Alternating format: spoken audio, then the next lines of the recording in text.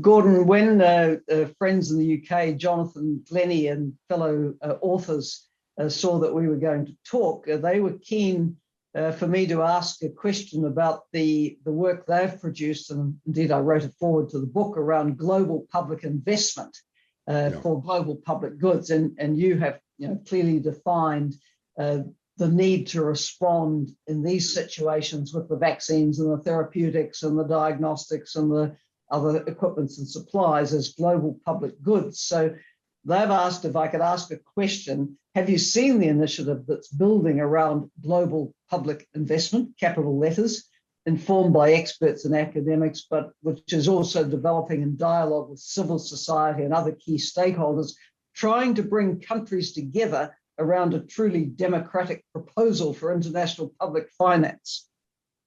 Yes, and it's really good. And I know you're supporting it with your introduction to the report, Helen, and Jonathan and his colleagues should be given all the support they can. Look, America has launched a huge public investment program for itself on infrastructure. But the IMF did propose a few months ago, probably under the inspiration of what this work has done, a major infrastructure initiative for public investment. And they suggested that every country that could afford it should increase their public investment by, I think it was between 0.3 and 1%. To have a coordinated recovery around the world and to invest in public goods, obviously. And a lot of that investment, we may come to this, was obviously in climate related infrastructure. So a green recovery paid for by public investment and the encouragement of private companies through public investment to do more. And I've got absolutely no doubt that when it comes to global public goods, we are under-resourced. I mean, look at education, look at health, look at climate change, look at just general security against risks. In the 19th century, local governments could not solve the problem, so we had to go to national governments. In the 21st century, national governments cannot solve these problems on their own. We've got to think about global coordination.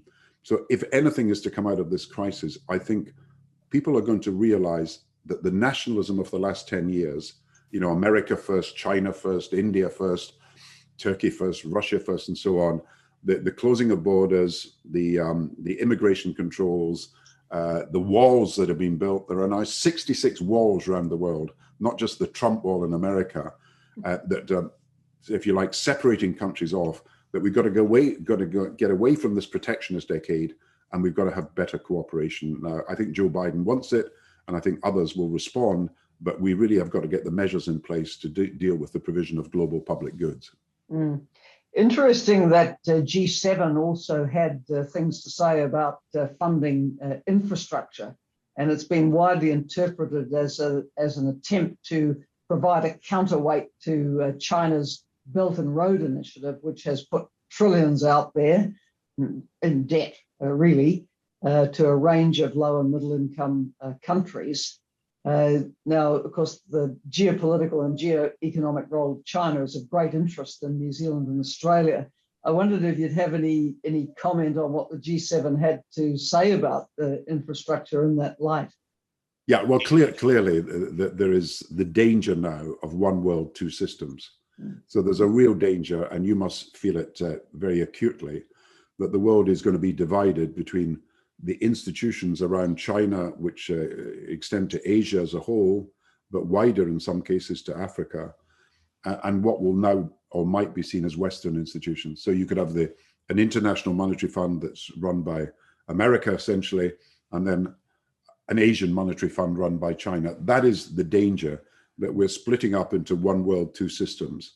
And I think we've got to try and avoid that. But when it comes to Africa, for example, and parts of Asia which are underdeveloped, I do applaud the work of the Asian Infrastructure Bank. Some of the arrangements that China makes directly with countries, I think could be far better done. I mean, we don't know enough about the transparency of the arrangements. We don't know about the debts that are owed and the conditions that are being laid down. And I think it's healthy that both countries should be trying to help Africa and the poorer countries of Asia. But I prefer them to work together to do that.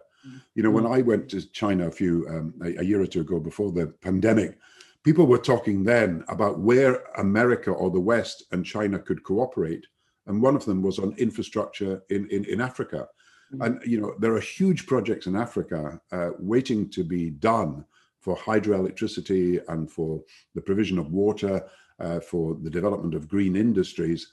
And it would be far better if China and America could cooperate. So I think this is a sign of growing international competition, that the West is saying we'll respond to China's infrastructure initiatives, and that's fine. But it'd be far better, in my view, if we could find a way of working together on the similar initiatives where China and the West, or China and the democratic countries, could prove that they could work together to do these things to the benefit of Africa, but also to the benefit of global cooperation. I think we've really got to think big. You know, I maybe should have said at the beginning that one of the things that always struck me about these G7 meetings, and I've been at many, I think about 12 or 13 of them, is that they're very informal.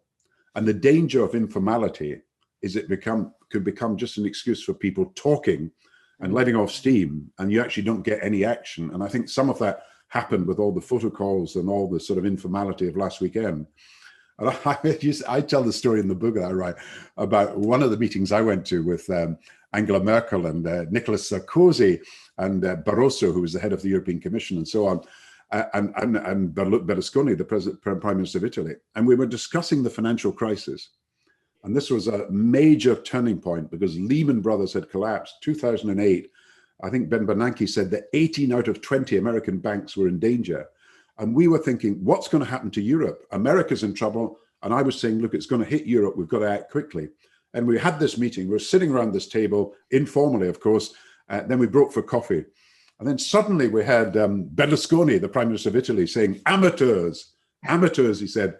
Ce sont amateurs, speaking French. Ce sont amateurs. They're all amateurs. And we thought, well, Berlusconi, we don't have the solutions. He's the businessman in politics. He's got the solution. And then suddenly he says, amateurs, amateurs, he said, don't they realize we have a photo call with the press in 1 hour and nobody has brought a makeup artist with them? And that's what he was. We're in the middle of a serious crisis. We were talking about the fall of the banks, and suddenly he's worried more about how he's cosmetically improved for the cameras. So you get these informal meetings. They tend to not have a proper agenda sometimes, and you don't get the grip, the seriousness that you need, that you would have if you had a formal agenda. Now, if you were chairing a meeting of your cabinet, you would have a formal agenda. And if you're chairing a meeting of the United Nations when you're head of UNDP, you'll be working to an agenda. And I think we need a bit more seriousness about some of these international meetings. They look too much like opportunities rather than opportunities to change things. And I think the G20, because it's a much wider political grouping, probably has a bit more formality and maybe is the place to be trying to push the approach that you're suggesting, where rather than two camps competing on infrastructure, you try to drive a common effort. But and this requires a different kind of diplomacy because it's far more formal, obviously, if China's involved and if India's involved and if Africa's got its representation there. Australia would be at the meeting. I'm sorry New Zealand's not there, but you are listened to because of the quality of your advice. In 2009, we had this big meeting on the financial crisis in London in April. And it was amazing. We could get agreement on all sorts of things. And then the whole thing was in danger of falling apart because Sarkozy, the French president, wanted action on offshore tax havens, and so did I. And we were pushing for action on offshore tax havens. We've got to isolate them. We've got to get the money back in because we're losing, as you know, billions of resources are going that should be used to pay for health and public services. They're being siphoned off by rich companies and rich people. And so we were pushing for this agreement on dealing with offshore tax havens at the same time. And surprisingly, the Chinese government wanted nothing to do with this, said it wasn't a matter for the G20. They were worried about Macau, the gambling offshore status. And I think they've now clamped down on its tax avoidance. And so they wanted Macau not to be named if we were going to list all the tax havens and action that had to be taken.